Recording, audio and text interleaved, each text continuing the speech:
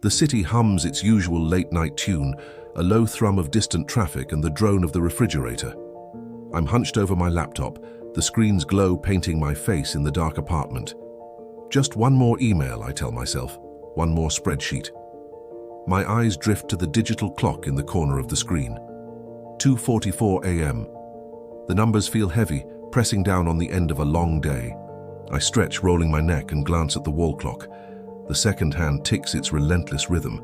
Tick, tock, tick, and then nothing. Complete, utter silence. It's not just quiet, it's a vacuum. The hum of the fridge is gone. The faint sound of the TV I'd left on in the living room has vanished. Even the city's perpetual heartbeat has stopped. I look back at the wall clock. The second hand is frozen, pointing straight up at the 12. My laptop screen is stuck, the cursor a motionless slash. 2:45 a.m. A power outage? No. The lights are still on, casting long, unmoving shadows. I hold my breath, listening. There's nothing to hear. It's like the world has been put on pause. Slowly, I push my chair back and walk to the window. Outside, the scene is a perfect, impossible photograph. A car is suspended halfway through an intersection. A bird hangs in the air, its wings outstretched. The gentle rain that had just started is now a curtain of motionless, shimmering droplets. I see people on the sidewalk below. A man walking his dog, a couple mid-laugh, all frozen like mannequins in a department store display. A nervous laugh escapes my lips. This has to be a dream. A lucid dream, maybe. I've read about those. It's the only logical explanation. Feeling a bizarre mix of fear and excitement, I decide to play along. I grab my keys and head outside. The air is thick and still, heavy with an unnatural calm. The lobby is empty, the automatic doors half open. I step onto the street, my footsteps the only sound in a world devoid of it. I walk past the frozen cars, peering into the windows at their static occupants. I reach out and touch a suspended raindrop. It feels solid like a tiny glass bead. I walk for blocks, testing the limits of this silent reality. Every clock I pass, on a bus stop ad, a bank's digital display, a stranger's smartwatch, reads the same thing. 2:45. I shout, "Hello," just to break the silence. The sound feels wrong. My voice echoes, but it's delayed, distorted, as if something else is breathing it back at me from the shadows. A corner grocery store beckons, its lights dim but still on. Curiosity gets the better of me. I push open the door, which swings without a sound, and step inside. The aisles are a museum of everyday life, arrested in time. A carton of milk is caught mid-full, a splash of white frozen in an arc. A cashier's hand hovers over a key, but then I see it. At the back of the store, in the darkest aisle, a figure stands facing a wall of canned goods. Just one person, their back to me. A prickle of unease runs down my spine. Why are they here?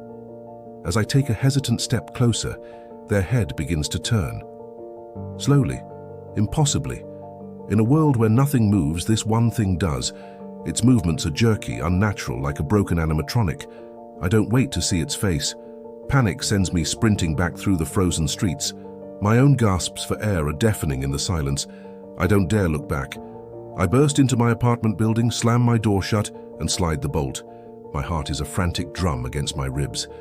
I rush to the window, my hands trembling as I pull back the curtain, and then the real terror begins. Down on the street, where there were only a few frozen pedestrians before, there are now dozens of figures. They stand motionless, scattered across the sidewalks and roads, all of them turned, all of them facing my building. They are perfectly still, but their collective gaze feels like a physical weight. As I watch, a faint, sickly light begins to glow from where their eyes should be. They're watching me. I stumble back from the window, my mind racing. I check the locks on every door, every window. I wedge a chair under the doorknob. There's nowhere to go, nothing to do but wait. I sit on the floor, my back against the wall, watching the motionless hands of the clock. 2:45. It feels like an eternity. I squeeze my eyes shut, praying for it to end. And then, it does. With a sudden jolt, the world comes alive. The fridge hums, the TV chatters, the city breathes. The clock on the wall ticks. 2:46 a.m. Just 1 minute.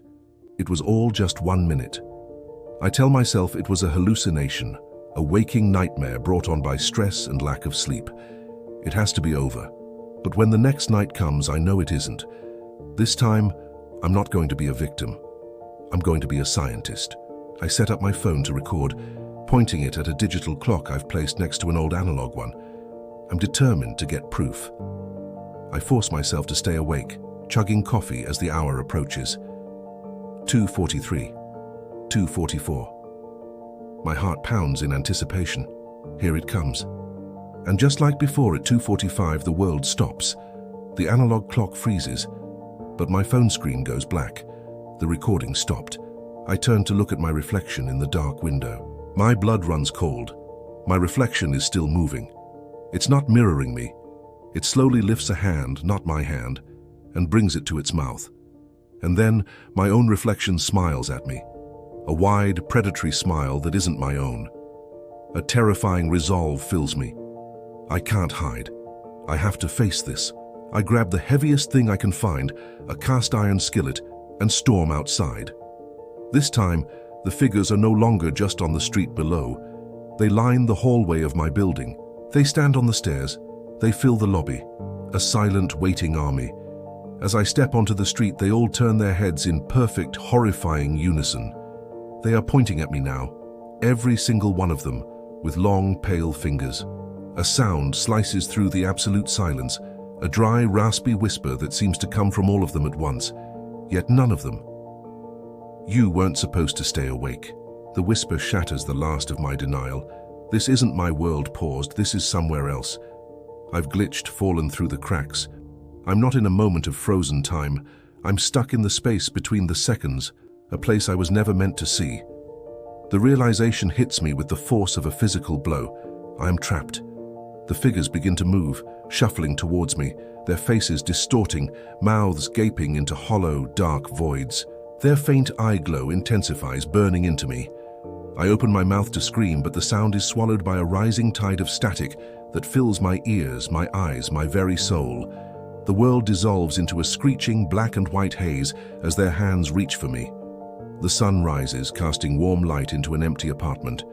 A new tenant is being shown the place, admiring the view. The landlord apologizes for the one broken clock on the wall, its hands forever frozen at 2:45.